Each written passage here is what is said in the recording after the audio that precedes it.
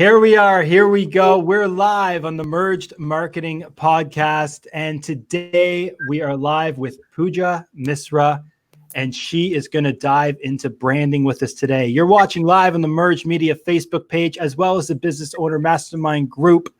But a lot of you are going to be listening on the Merged Marketing Podcast. I'm going to hand it over to David, who's going to introduce today's guest.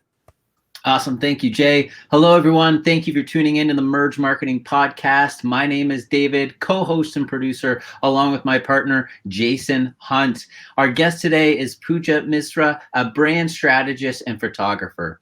Puja has been in business for 10 years and is the president of an award-winning company called Zoom Into Life Studio that specializes in brand strategy and creating visual branding and marketing assets that help entrepreneurs build their personal brands and amplify their digital presence. As a business owner herself,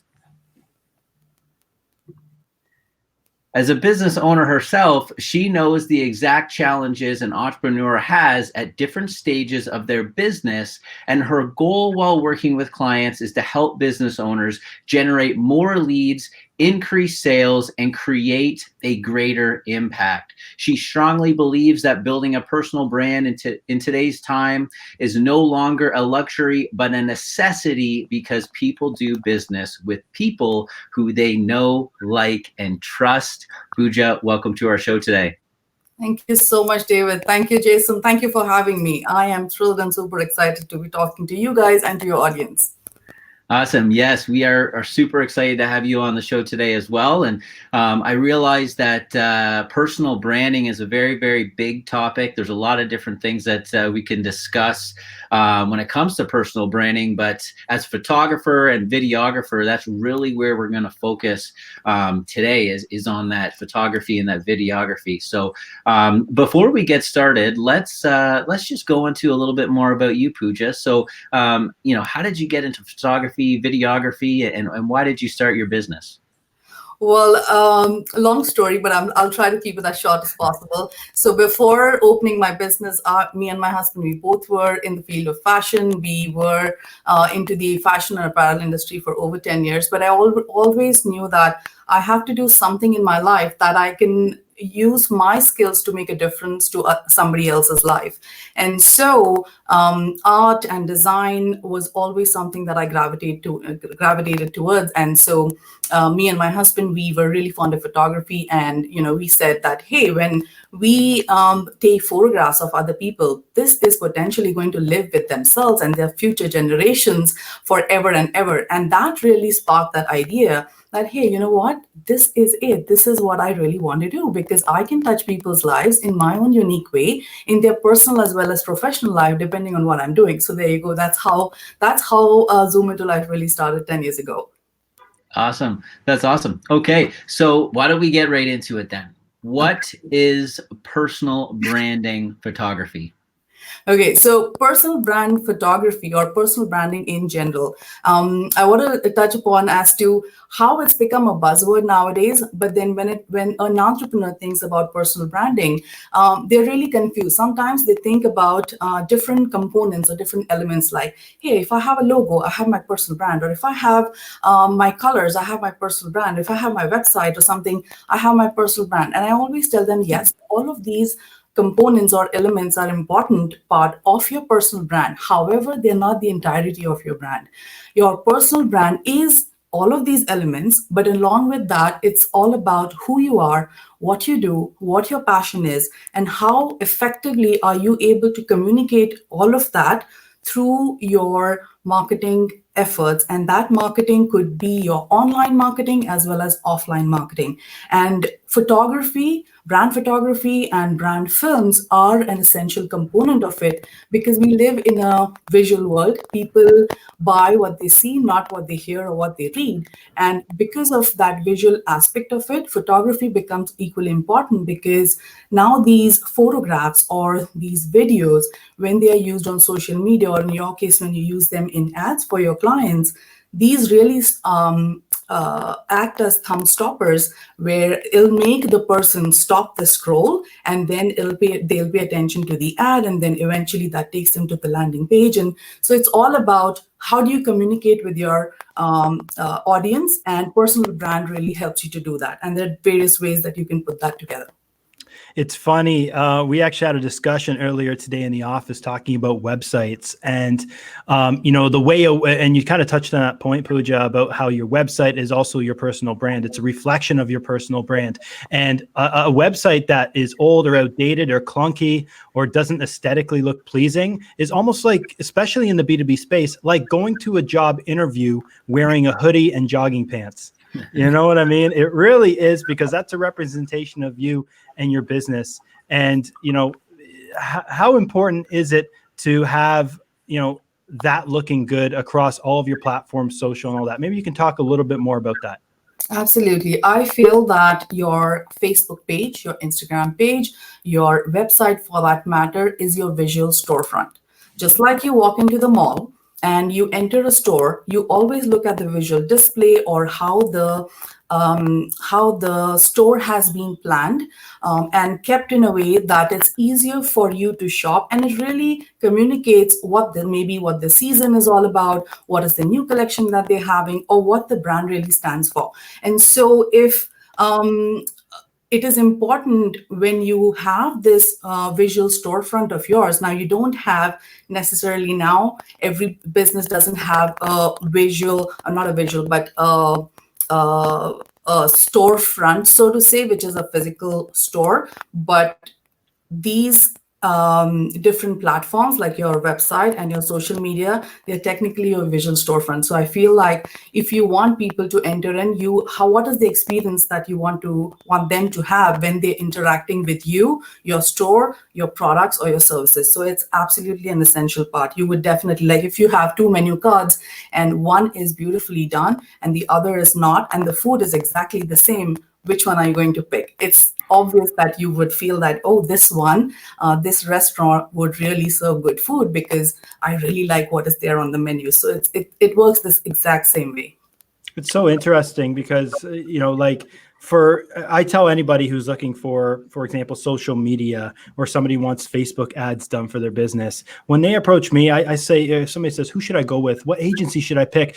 Go look at what they're doing for themselves, because that's a really good reflection of what they could be doing for you. You know what I mean? Especially on social media. You get a lot of people out there that say they could do social media, but you look at their social media and they haven't posted since April. You know what I mean? So it's important to practice what you preach in every space, whether it be that or whether you're a shoe model. You know what I mean? Absolutely. Absolutely. So, Puja, you mentioned earlier that you come from the fashion industry prior to starting your business. Mm-hmm. What was it that you did in the fashion industry? Was it anything to do with creative or photography? So it was what I used to do was I was a designer. So I've designed menswear as well as women's wear. And I've worked with different brands. So it's interesting how I have incorporated what I have done in my past and what I've learned into my business, because when I used to work in fashion or in apparel for that matter, every year, every season, we would have a collection that we would need to design. But we would start the work almost 6 months to a year before, and we would do a deep dive into who our target demographic is, who our target audience is, what do they like, what do they not like, what are the demographics, psychographics. Based on all of that and what is happening in the world, based on all of that, you would create a collection, again, starting with, what colors, what styles, what elements and what silhouettes would go based on everything. And so it's almost like earlier I used to design, keeping all of this in mind, a collection of garments, but now I really create a collection of beautiful marketing and branding images for entrepreneurs, which they're now going to use in their marketing. So I bring all of that knowledge and experience that I've had in that industry into this, because I can really understand how the big brands talk to their target audience. And I'm able to bring all of that into each and every shoot that we do, be it a photography shoot or a film that we're creating for the entrepreneur. It's hilarious because I had a point to that question, and Okay. you took it right where I wanted to go. Okay.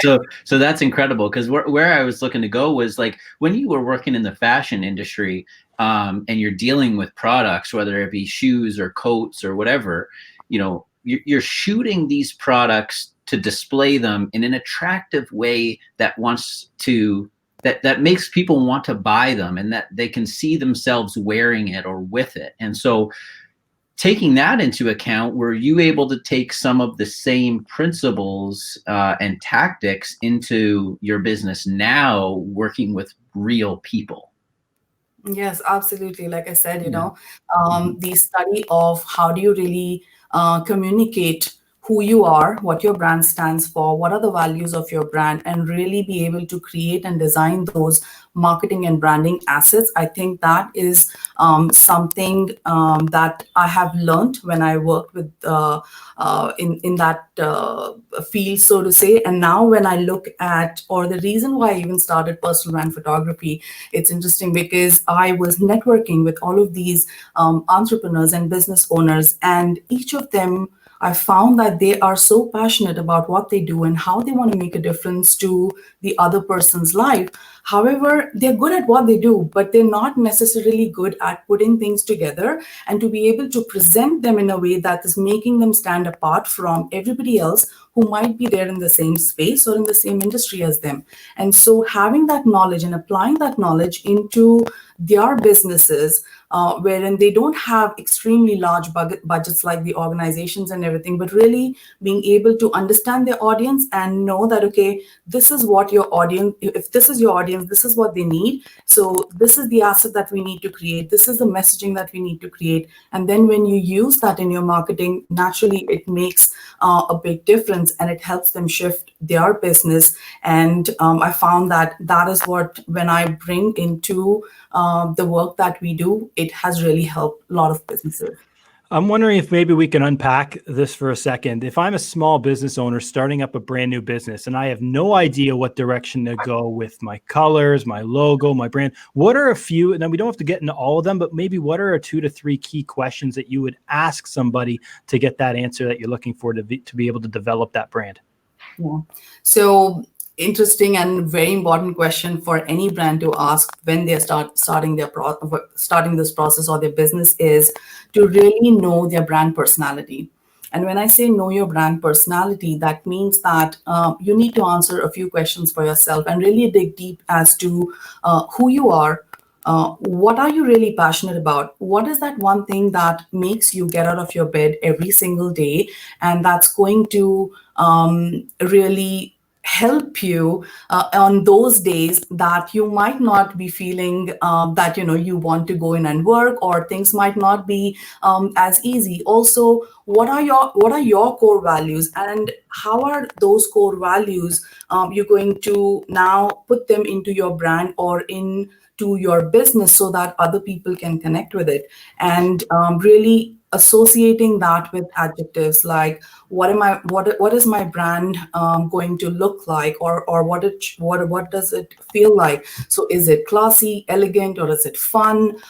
Is it something which is strong? What are those adjectives that are there? And when you have done this base work, then it becomes easy, because then the next step would be that, okay, if this is the personality of my brand, these are the core values. Now I need a logo to start with. Then I need the colors. And again, the colors need to be an extension of your brand personality. So that's how you get to know your colors. And once you have that, then it's like, okay, where am I now? Where am I going? And what are the assets that are really going to help me to go from point A to point B, so that I'm able to connect with my audience in an authentic way and build that know, like, and trust. I think a lot of people overlook the amount of work and thought that goes into this step in the entire process. And this is where they end up spending thousands 6 months in doing a rebrand. You know what I mean? Because it takes that long to figure it out. For anybody out there that is getting started in a business, I strongly suggest going back and listening to episode 20 with Evan Carmichael. We actually get into this a little bit, where he says you choose one word and build everything you do around that one word. His word in that episode was believe. So everything starts at the word believe and trickles down into the branding from that original word, but everyone needs to figure out what that word is. And you hit the nail on the head there, Puja, when you said, what's that gets you out of bed in the morning? And that's the question that needs to be answered first and foremost, right? Yeah, because money cannot be a driving factor. Money can only take you so far. It is much more than that. What is that one thing that will keep you motivated and excited and inspired, even when things are not going as planned, or when things are going as planned? And I think that when you answer that question, then everything becomes very easy, because if you have those days, then you know what you have to look back at. So yeah, absolutely. Very cool. This conversation is good so far. It segues perfectly into kind of what I'm wondering next, and that's really the who of personal branding photography, because I noticed that not a lot of people have what I would consider to be professional brand assets or photos and videos of themselves. So like, who is the ideal person to get this done, aside from just your standard, real estate agent, financial professional, like these sorts of people? Are there certain, like, what about somebody that works for a company? Mm-hmm. Could they do something like a personal branding photo shoot, and why might that be a good idea? Absolutely. So everyone now needs a personal brand, whether you're working for a company or you're working for yourself and you have your business. So and in fact, we receive a number of calls where employees now who want to step up their game, where they are probably looking to be hired at higher positions, now want their personal branding to be there, where they want to develop a web page, a landing page. They would have their images and video about them, so that they are standing out and they can really communicate their values to whoever the recruiter is. And so that's how it works in favor of people who are working for someone.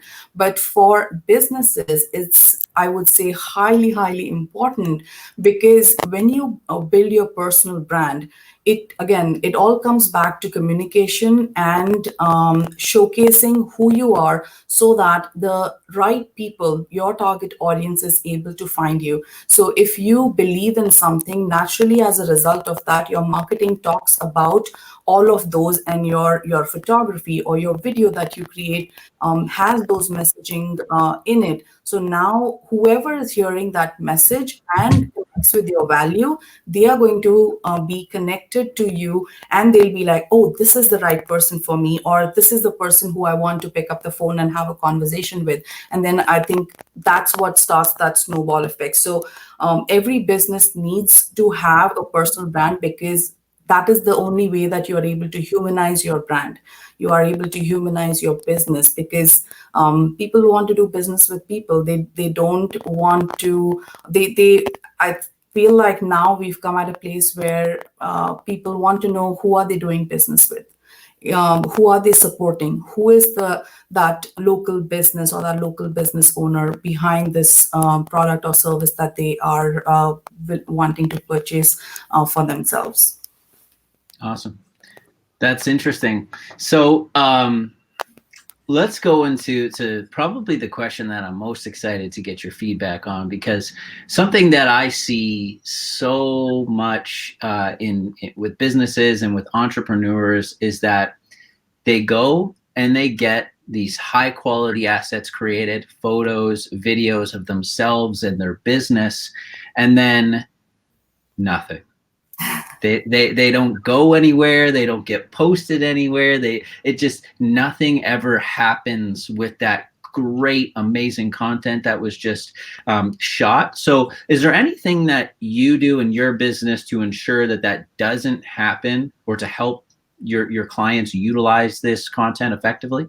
Absolutely. So there are a number of, what you said is so true, because we could create and we could talk about strategy. We could create beautiful assets, which we do at Zoom into Live Studio. We create beautiful high-end photography and videos and everything. But ultimately, you need to be utilizing them in the right way. If you're just going to keep it on your hard drive, you are not doing justice to whatever you worked on. You need to put it into action. And the way to put it into action is to get connected with Merged Media and what you guys do at Merged Media, wherein now you take these amazing assets and then you create ads, and you are helping them really market and reach to that target audience. Because again, if a person has got just that asset and they're just saving it and they're posting it and they really don't know what to do with it, again, it's not working in their favor. So I feel like branding and marketing are such important aspects. They are almost like two sides of the same coin. You can't just do one and not do the other. So people can run ads, and I see people running ads and everything all the time. However, that visual aspect of it in terms of their photography or their messaging or their video, that quality is not there. And so it's like, okay, you are helping them market it, but then if you have that quality also along with it, that just makes a win-win for everyone, because now the assets are being used properly, you're able to market it, and ultimately the client is the one who's going to see the results. So I feel like one cannot be done without the other, and they're so important to be working together as such.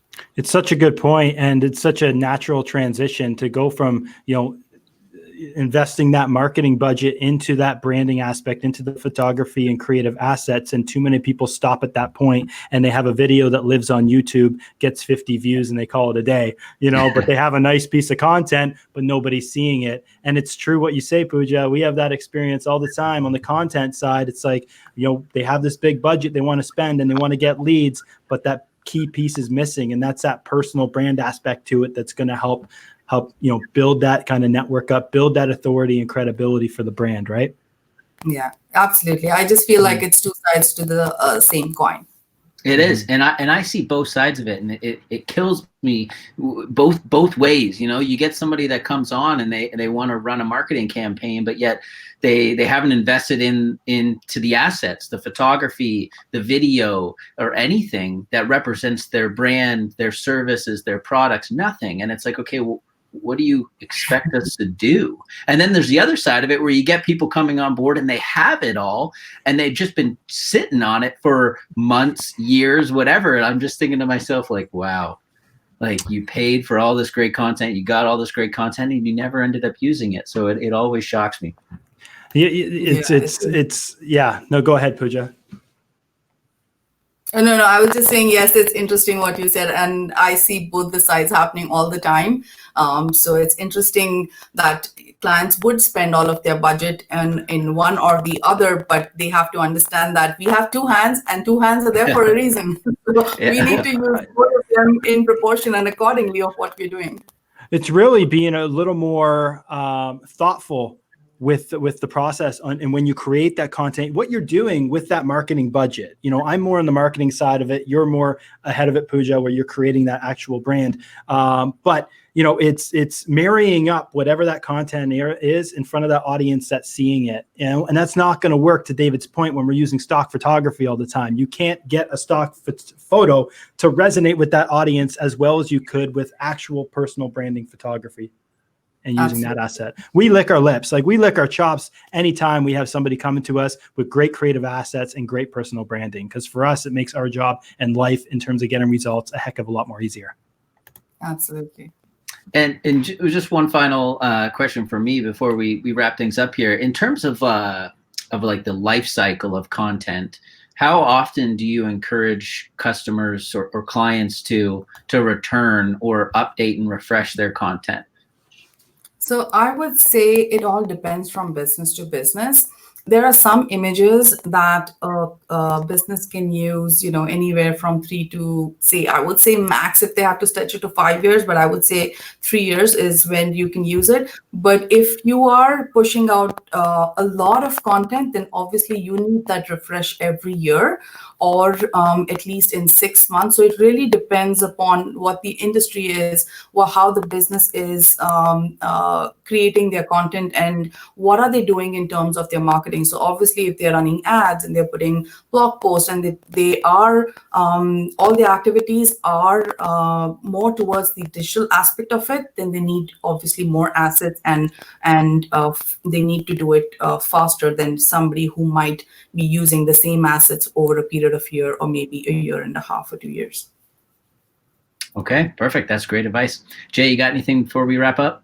Yeah, Puja, maybe you can tell our audience what's the best way they can get in touch with you if they have any questions. So the best way to get in touch with me is through our website. It's zoomintolife.com. And if anybody wants to discuss their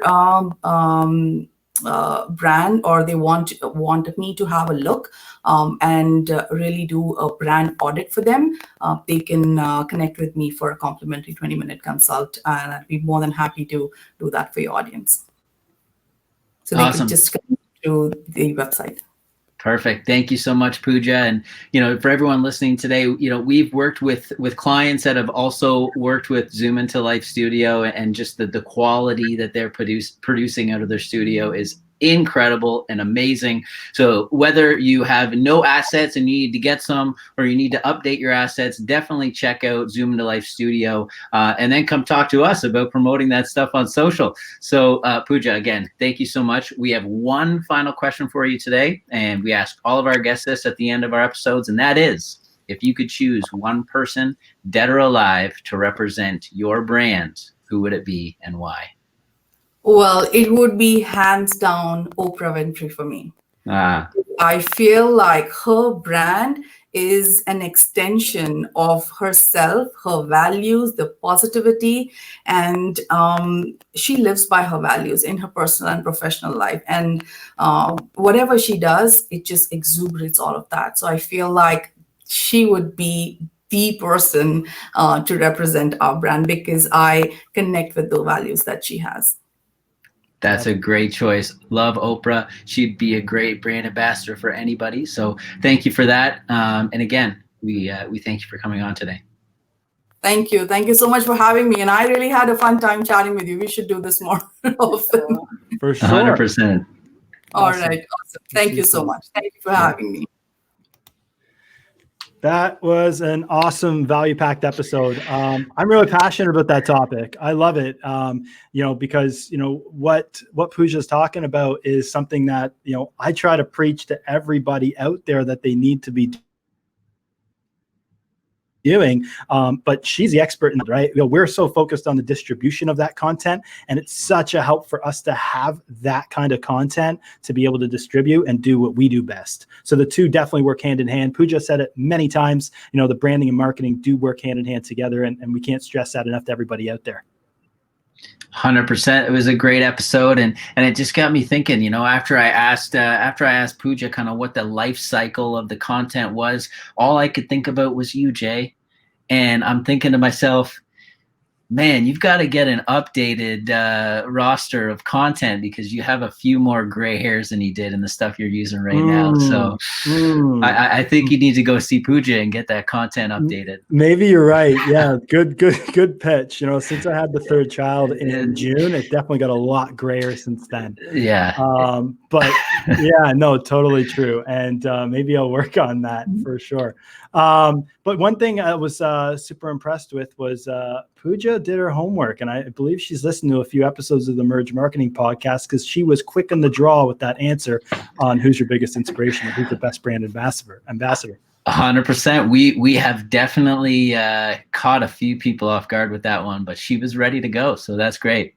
Awesome. And we got to give a shout out here to Abby, who is lighting up the comments. We'd love to see that. We love showcasing the comments here on the live version of the podcast. So, keep them coming on. Thanks to Jennifer. Thanks to Abby. Thanks to Jyoti for dropping comments in today's episode. And if you have not given us a review and subscribed to our podcast, please do so. Stop sleeping on us. Get it done.